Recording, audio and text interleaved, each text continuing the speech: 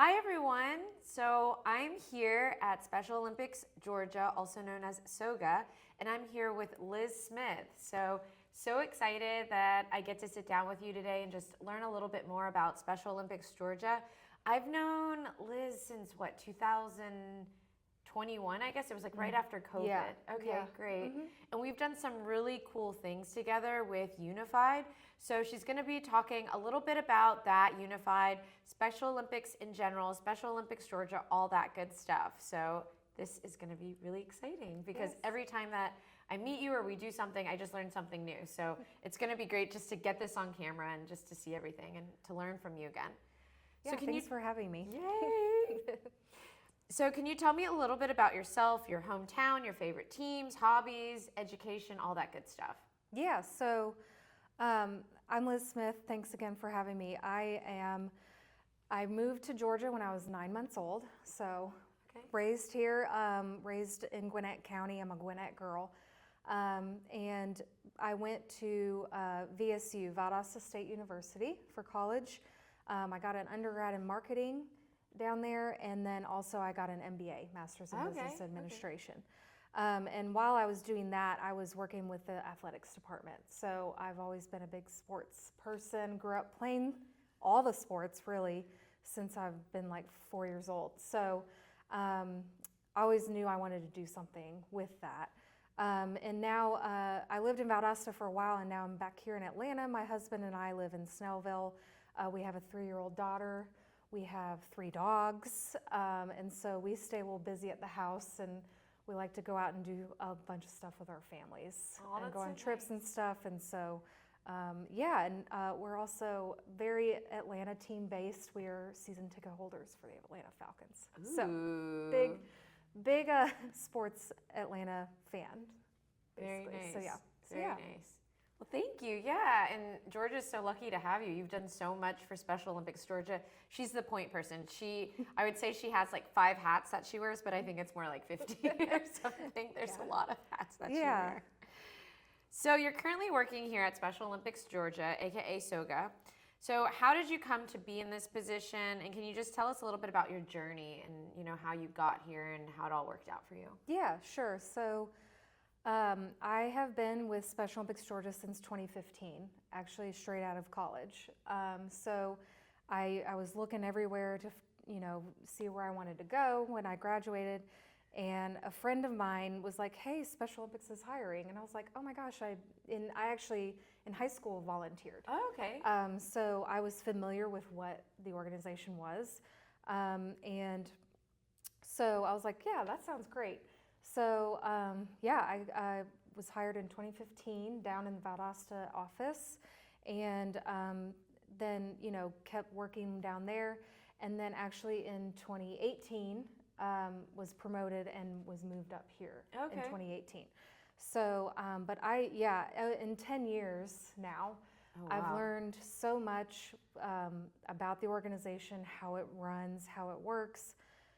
I've seen this side of the program side with working with programs and all that, but also the sports piece with running state games and doing all that. So, and I even have learned gradually, some of that development side that we have. Yeah. But really, I've been in the program and sports side for this last decade. Really. So yeah. And she's been amazing to work with, and we're going to talk a little bit about the Unified program because there's so many different programs that Special Olympics does that I think a lot of us don't know about. And like I said, I always learn something new. Like she took me on a tour, and I'm like, oh my gosh, you guys have all this stuff. And then now they're doing pickleball, so it's really exciting just how innovative and how many things you all are always up to. Yeah. So your official title is Director of Sport for SOGA. What are your responsibilities? You named some of the things you did as far as from the programming side, and you said you were getting a little bit into the development side, all of that. But there's a list of stuff. So just if you could tell us a little bit about what you do. Yeah. The development, I was just saying that I'm learning more of what that means, just by working here. But Director of Sports, I am my main responsibilities is state games. Okay. We host 3 state games throughout the year. And so I'm now going to be overseeing our summer games. Okay. I have overseen our winter games as well. And so we also host a fall games in October every year down in Valdosta. Basically, logistically, the games director for the games, booking all the contracts, booking all the facilities, the hotels, doing everything on the back end, and then whereas we can set it all up for the athletes to register. And the great thing about state games is that there's no qualifier, just anybody in the state can come and compete. My other responsibilities are what we call state invitationals, which is kind of the same thing, but it's one sport for one day. Anybody can come and compete in that. And we do about a dozen of those a year in different sports. I'm also overseeing the coach education side. So we have these coaches clinics throughout the year wherever the need is in counties all over the state, where those coaches can go get certified in their sports that they're going to do for their athletes. That's so important, certifications. And a lot of organizations don't do that necessarily, like youth sport organizations, so that's so great that you all do that. Yeah, and every sport is modified for an athlete. So there's always a level of play for that athlete, so it's good to have those coaches know where their athletes are so they can succeed. And then, just a lot of ins and outs of planning state games, all that are the main meat of my job. So I don't think I prefaced this in the beginning, but Special Olympics works with athletes with intellectual disabilities. So when she's saying modify, it's for a range of different disabilities, intellectual disabilities, correct? Yes. Okay. So we serve individuals with intellectual disabilities ages 8 and up. And so what is great about Special Olympics is that we have every level for that athlete to fit. So if they want to compete, but they're not ready to, run up and down a basketball court, they can do skills. Something like that, which is really great that we offer. Yeah, no, that's really cool that you all offer that. And then also too, I know that with our students, sometimes if they didn't really want to do anything, it was like, okay, come to the coaching side of things or help us with this. So it's really cool how they could find a spot no matter what.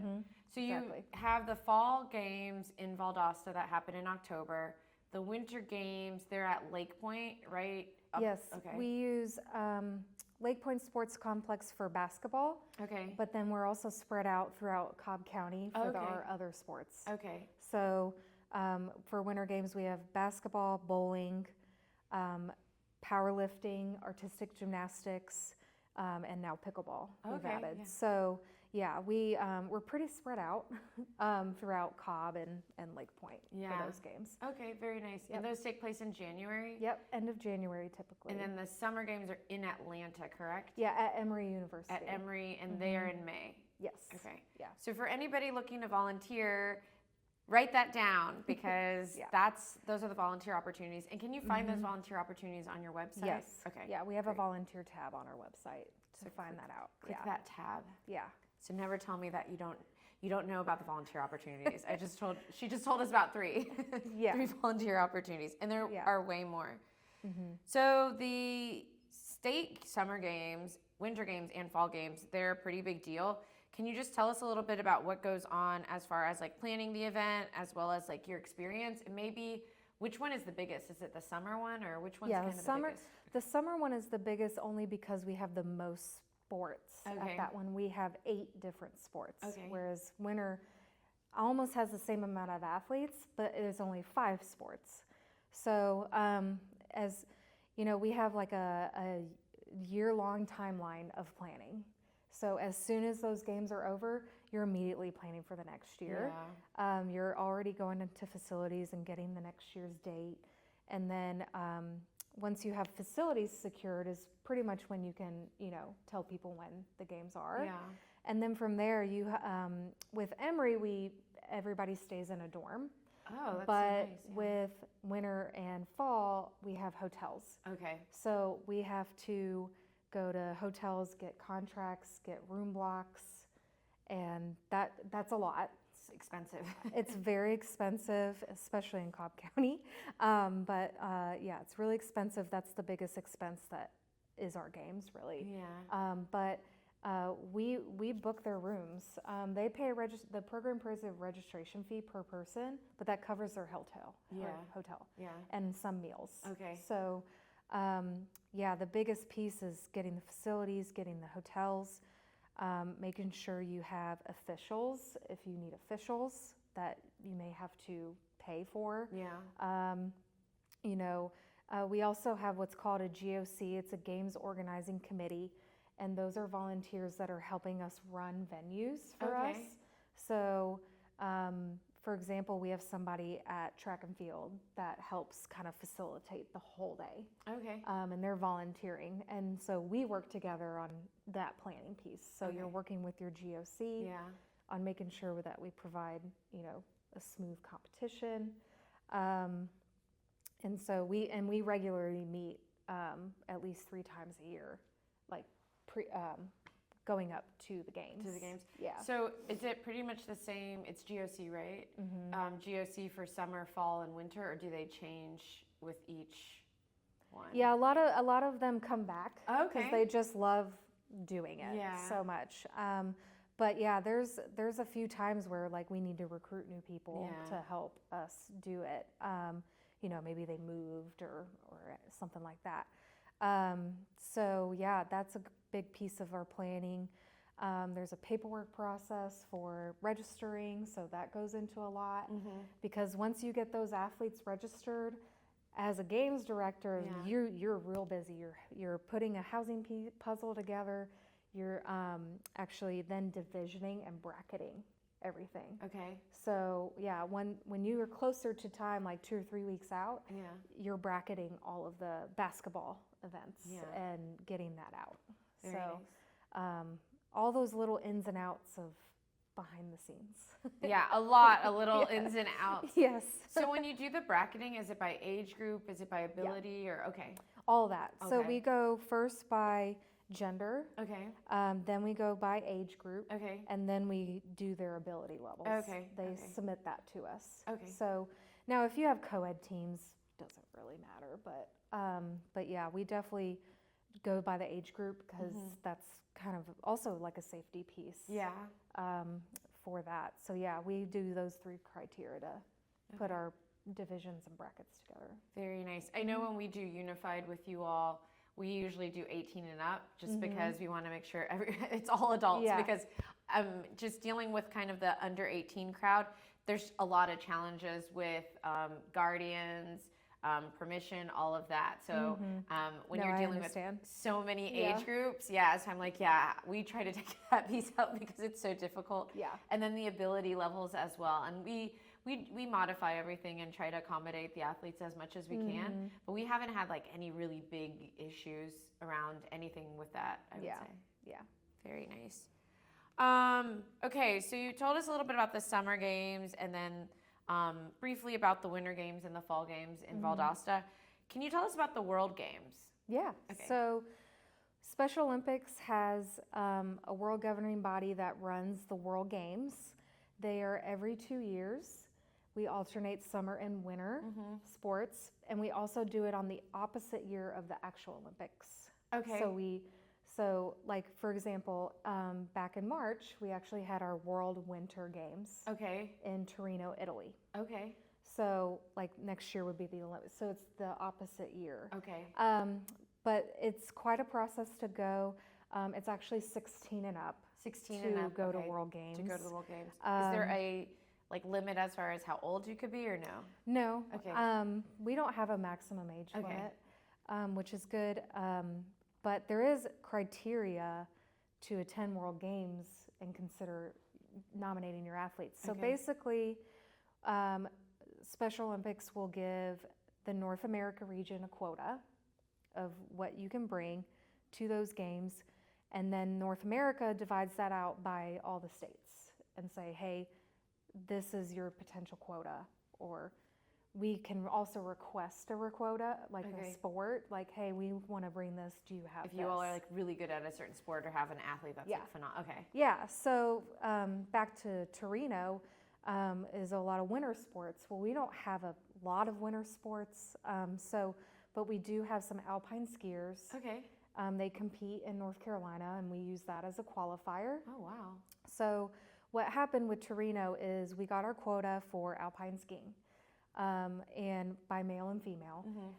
Then if your athlete is eligible, you can nominate them to go. Okay. And so you go through that criteria. Can they be away from their parents for 2 weeks? Can they handle the travel piece, high level competition? And so we had 2 athletes or 3 athletes go for alpine skiing for Torino, and 1 female and 2 male. Okay. Basically, and we had a coach as well. Okay. But yeah, so once you nominate, let's say I had 5 nominations, but I only have 1 slot, then we pick it out of the hat. Oh, okay. Okay. Yeah, because it's the fairest way to do it. Okay. So yeah, and then from there, there's you got to train for over a year. They do a training camp in the U.S. to kind of get a feel for the games. It's a really big deal. No, it's sounds pretty like amazing. very I unfortunately have not been to a World Games. Okay. But it's coming. I see it in your future. know. It's coming. But we even had, I mean, you hear so many cool stories coming out of it. I'll tell you 2 quick ones. The coach told me that he was coaching another athlete from another state, and they actually, after the qualifier, bumped him up a level, and he was so nervous about it, he wasn't sure he wanted to compete anymore. He was just really uneasy. And the next day, they worked with him a little more, and he got a gold medal. He was so amazing. That's such a good story. Yeah, I love those stories. And even our female athlete that went, I think it may have been the Super G race. Okay. She had the best time female. Okay. Like best female time. Like she whipped it down. We have some all-star athletes here. Yeah, better than me. Oh my gosh. So yeah, now I want to go cool. to North Carolina and check out Yeah, the it's facility. really cool how World Games works, but it is a process that starts like almost 2 years in advance with a quota. Whereas here in Georgia, we don't quota our games. Yeah. Anybody can come. Anybody can come. Yeah. So with that being said, you said that they have to be able to kind of be on their own for 2 weeks, right? Like away from their family. So do you kind of, with the training as far as the sports go, do you also have kind of some sort of training that helps them, like with an accommodation of like not being with their family during that time? Or like how can they show that? Yeah, a lot of times the coaches will take their athletes to practice without their families, you know, having that independence piece. And then they also do go to a training camp for about a week. Okay. So they're not with their family, you know, during that time either. So they're kind of getting that idea of that separation. And the families can go and watch. But a lot of times, you know, there's a million things going on. Yeah, because once you finally get there, right, all is good. You're like, oh wow, this is amazing. I mean, it's the World Games. It's the, you know, the Special Olympics World Games. Yeah. But I get that, like going, I was like, okay, do they go from like being with their family to like 2 weeks alone? Yeah. Because I know even like for me, like summer camp, when I had my first sleepaway camp, it was like, okay, this is kind of scary. And then you meet everybody else. So. Yeah, it's really cool. Very, I very love cool. that we get to do that for our athletes. So where will the next World Games be held? So it will be in 2 years in Chile. Santiago, Chile. Wow. Yeah. And very cool. we haven't gotten the quota info yet, but yeah, it's I think if it's not the first, it's been a very long time since they've hosted it in South America. Okay. Yeah. Okay. Very nice. Very nice. Yeah. I think it was in Qatar once, right? Abu Dhabi. Abu Dhabi, yes. Okay. Abu Dhabi that was once. 2019. 2019, yeah. Very, very nice. Yeah, and I think they're looking at the next World Winter in Switzerland. In 29. Okay. Yeah. So for those of you that don't know, the Special Olympics, it was actually created here in the United States by Maria Kennedy Shriver, right? Yeah, Eunice Kennedy Shriver, sorry. Yeah. Eunice Kennedy Shriver. Up in Chicago. Yeah, up in Chicago, the first games happened. Yep, in 1968, and we started in 1970, so like 2 years later. So we've been around for 55 years. Wow. And it went global. Yeah. Yeah. It went global. So I was actually in Paris for the Paralympics, and I met up with one of my friends. He's now working for the Paralympics, and he's like done everything from like the Commonwealth Games, like everything. That's awesome. And so he was talking about the biggest issue that they're having here in the United States is that Special Olympics has such a huge brand here in the United States, and no one knows what the Paralympics are. So everybody's like, what are you talking about, the Paralympics, the Special Olympics? So they're having to do a real big education overhaul to teach people more about the Paralympics, because it's the Special Olympics, it's so ingrained in everybody's mind. So I thought that was really interesting. That is interesting. Yeah. Cool. So, okay, you told me a little bit about the World Games, and I did touch a little bit on Unified, but can you tell everybody watching about Unified and what it is, and then we could talk about what we've been up to with Unified? Yeah, sure. So Unified Sports is a concept where people with intellectual disabilities and people without intellectual disabilities come together. And so we have what's called unified teams. There's a proportionate amount of athletes, and unified partners is what we call them. And they're playing together on a team. It's such an inclusive thing. I wish, I volunteered in high school, but now that I see Unified, I'm like, oh, I want to get my daughter in Unified. It's really, really amazing what it does, not only for the athlete, but also for the partner and all the benefits that come with that. So you can do Unified competitively, or you can do it as like a club. There's so many different things that you can do with Unified, even off the court. So. Yeah, so we actually, we became acquainted with each other because I wanted to do a Unified program.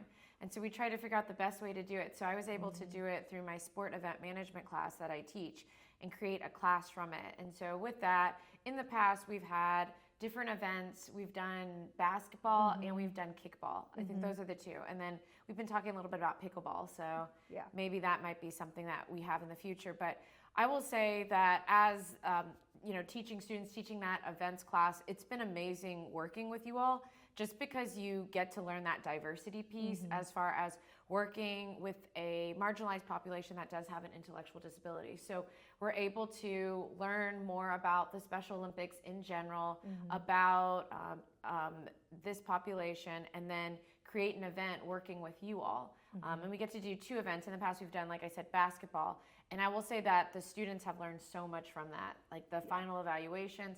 A lot of them talk about it in their job interviews, the experiences that they've had. And a lot of the experiences that they've had, it's like designing t-shirts, ordering the t-shirts, doing the setup. If there is an athlete that doesn't necessarily want to participate, how else do we get them engaged?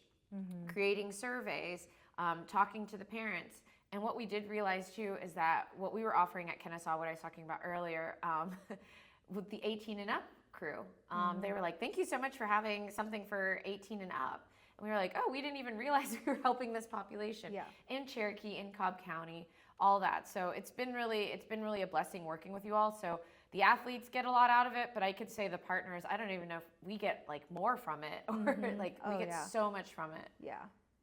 It's pretty awesome. And for those of you that want to add a unified program, I have some articles. I've shared them with you all about how to create a unified program at your institution if you want to do it in a classroom setting. So just FYI. So I'm going to switch gears here a little bit and talk a little bit about social change. So social change is the human interactions and relationships that transform cultural and social institutions over time. So how does sport participation impact this population as far as social change? And I'm talking about, like, this is just your opinion, but how the Special Olympics has helped to change public perception around people with ID. Yeah, a lot. Honestly, anybody that comes out of Special Olympics after they've done that, they actually get a better understanding of that individual with ID, I feel like. Okay. We do have, I think, maybe some data that shows that. You just have a better understanding of somebody with an intellectual disability.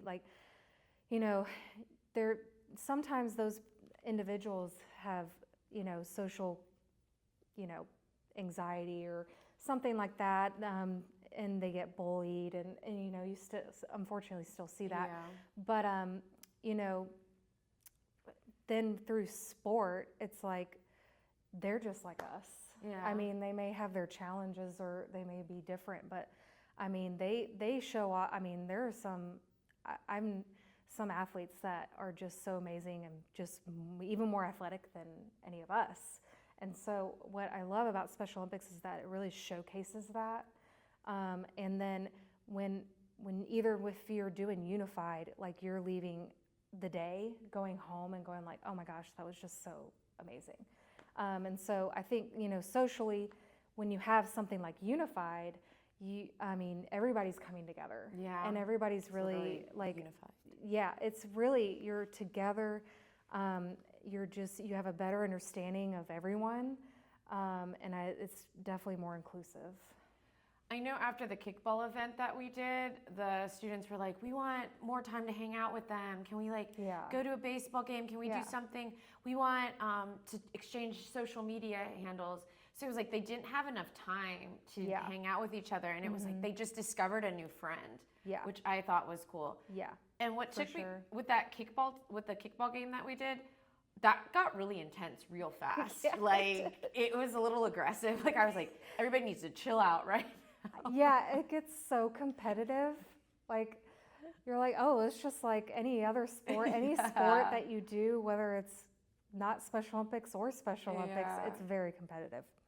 Yeah. Oh yeah. Definitely. I think the students going in, they think like they have to coddle, the athletes, and then they realize real quickly, like, okay, this is a game, I want to win. Like that just goes out the door super fast. And just to see that switch, you're like, okay, what's happening?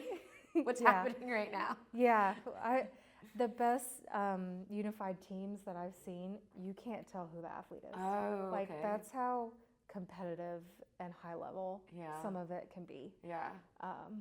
So yeah. And everybody keeps saying like, when are we doing this again? When are we doing this again? That's like a ingrained memory. Yeah, for I love them that in college. Yeah. And I can't say it really does make a difference. It makes a huge difference. And I can't say I remember a lot from college except for like those experiential learning things. So thank you so much for giving us that opportunity. Yeah. So the population you work with, how does sport participation, well, and I already asked this, like, how have you seen like the differences as far as maybe people that have matriculated through Special Olympics, how they have changed, maybe with like social engagement or different things about themselves, like different life skills that they learned in different programming that you all have here at SOGA? Yeah, so our athletes, when they compete with us or do anything with us, they're actually improving their own life overall. They're also improving like their physically. Yeah. Like better health. Yeah. They're learning more about staying active. We even have some healthy athletes programming. Okay. And within our program that they can learn more about, the health side, a health resource side. We give them free classes if they need them. But even like a nutrition piece, like we have a couple new global or health messengers that are athletes, getting with other athletes on how to stay healthy and all that.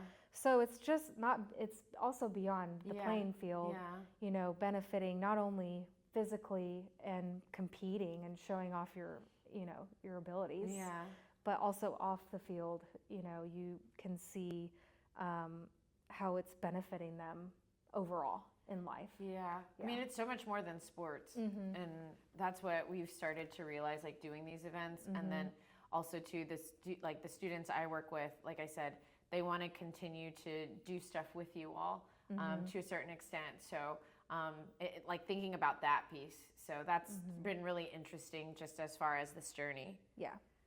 So what are some challenges you faced as far as Special Olympics go with just maybe the athletes or any kind of like funding or organization, anything like that? So in my job, my biggest challenge are hotels. But that is hard. Yeah. No, Facilities in general. It's just very complex. It's a puzzle. It's just a lot to do. Yeah. No, with the athletes, sometimes it's hard when you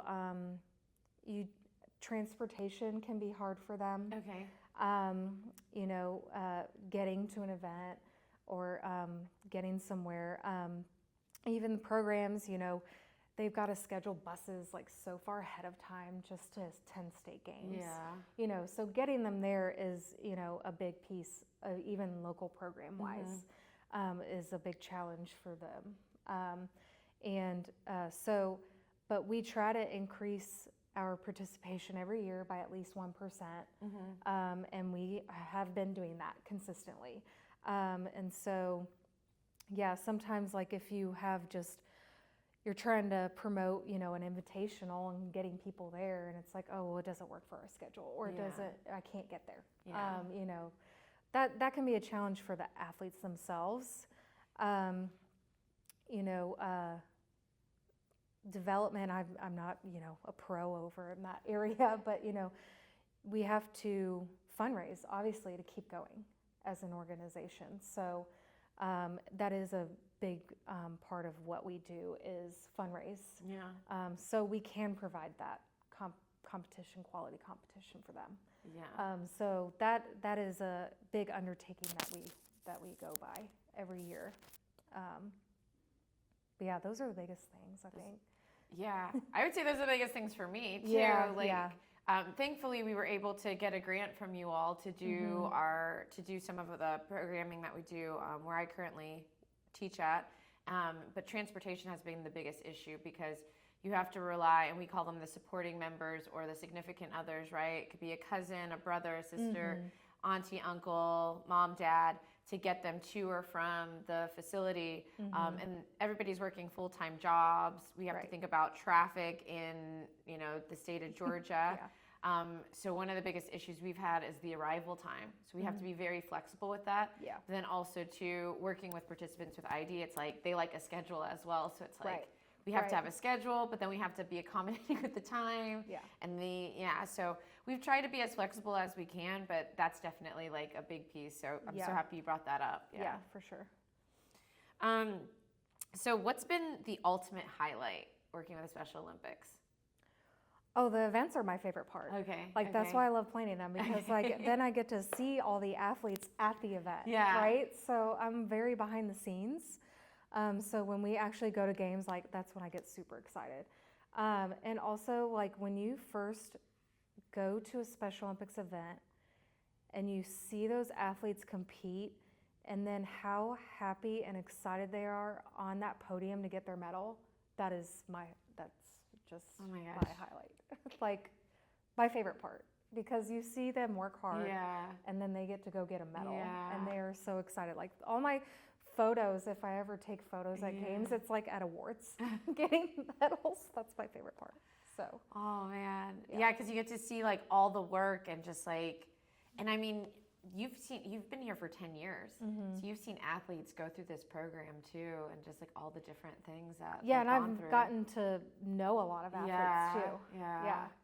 Wow. So, So we talked a little bit about you know, what you do here, but as far as how you get here, what kind of major skill set, knowledge would be helpful for a volunteer or an intern who wants to pursue a career path that works with athletes with intellectual disabilities, or that wants to do something that you're doing here at SOGA? Yeah, so I have a business degree, but the thing is that I volunteered before. So I do encourage volunteering. And if you want to get in that realm of, you know, the intellectual disability, definitely volunteer with those individuals, because then you'll have a better understanding of them. And if you want to become, you know, a special education teacher, you've been around them, things like that. So yeah, I mean, any business degree, or I think some of us have, you know, been in either recreation or things like that beforehand, you know, which is, you know, a lot of sports and stuff. But I mean, you don't necessarily have to be in sports to do my, you know, be an employee here. But I definitely encourage to volunteer if you're really, and with those individuals, so you can really understand the field. And like she said, lots of opportunities to volunteer. So Definitely get out there, very fulfilling. I don't know a student that's actually volunteered that didn't have a good time.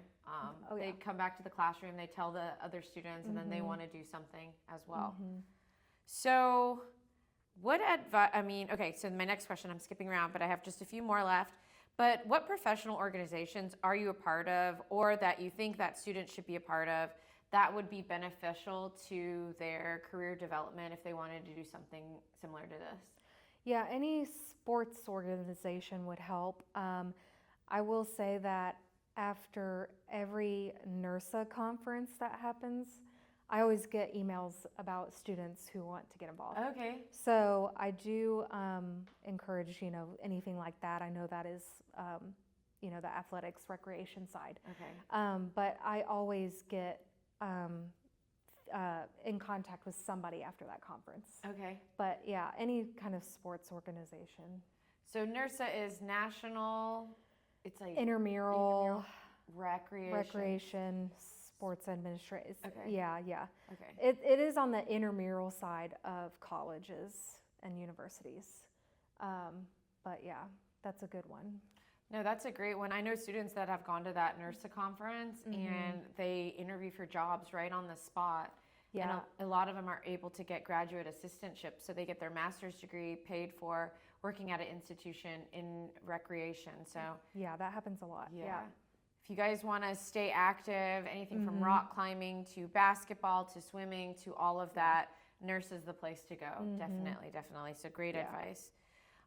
Okay, so you already gave us some great advice for everybody watching. So is there anything else you'd like to add as far as advice, or hey, maybe you should do this on your journey, or anything like that? Yeah, really the biggest thing is, if you want to pursue anything that I do or something similar, is definitely get yourself out there, show yourself out, be known and volunteer. Get to know ins and outs of different sports things or different even just a nonprofit. Yeah. If you want to get in nonprofit management, volunteer with different nonprofits too. It's really helpful for you later, for sure. No, that's great advice. And I think something that really sticks with me that you said, and that in a lot of the other interviews that I've done, everybody that I know working in sports has worked in their college athletic department. And I've talked to like professional sport organizations, and they're like, it's kind of a red flag if you didn't work for your college athletic department, because what were you doing in college? So that's it. That's huge right there, working with them. I did that, and I think that really helped me personally. I think I worked every Valdosta State athletic event in a calendar year. That's a lot. It is a lot. But I was also, I was helping with the marketing piece at that time.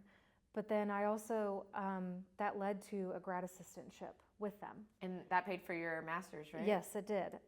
So if you do that, then, that takes you places, when you put yourself out there. So, when even marketing, then I learned about, the sports information side and the compliance side, like all the things. But definitely why I suggest, putting yourself out there, because it could lead to stuff like that.